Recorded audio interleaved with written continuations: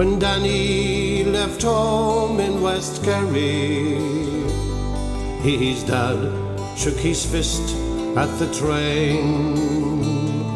His mother stood still on the platform, wondering when she'd see Danny again.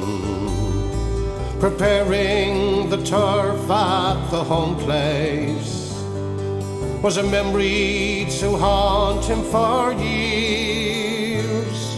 With each last embrace, as he looked face to face, he couldn't see clearly for bitter soft tears. And the lakes of Killarney were fading, but the scent of his homeland still strong, as the band by the lea played the Rose of Tralee, and he stepped on the boat and was gone. The rising pale moon was one more tune in the bars of the Bronx full of song, and his letters of hope and good fortune brought his young brother Patrick along. He signed all the emigrant papers, pledged allegiance to old Uncle Sam, but young Pat did not know in a few months or so he'd be drafted and stationed in South Vietnam. And the lakes of Killarney were fading, and his journey was silent and long, as he stared at the sea on the Rose of Tralee, all the way to the Rose of Saigon. So Danny enlisted soon after. He couldn't see Patrick go wrong. There were days of enjoyment and laughter, and nights full of old Kerry songs.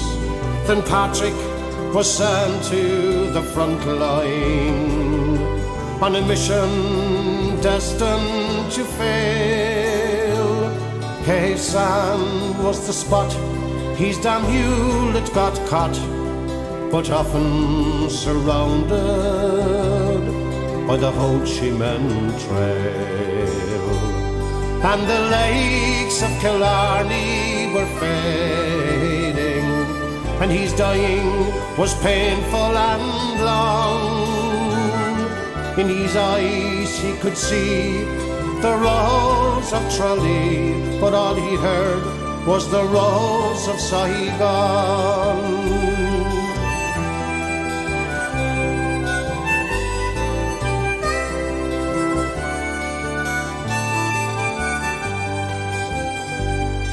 So Danny returned a civilian with an extra identity tag, and his link with a world so familiar was wrapped in his new country's flag. Experience shared with the nation brought a sense of belonging at last. But one name on that wall made him sad to recall the faces, the voices, the sounds of the past. And the lakes of Killarney were fading, like the memory of laughter and song, when Patrick and he sang the Rose of Tralee, all erased by the Rose of Saigon.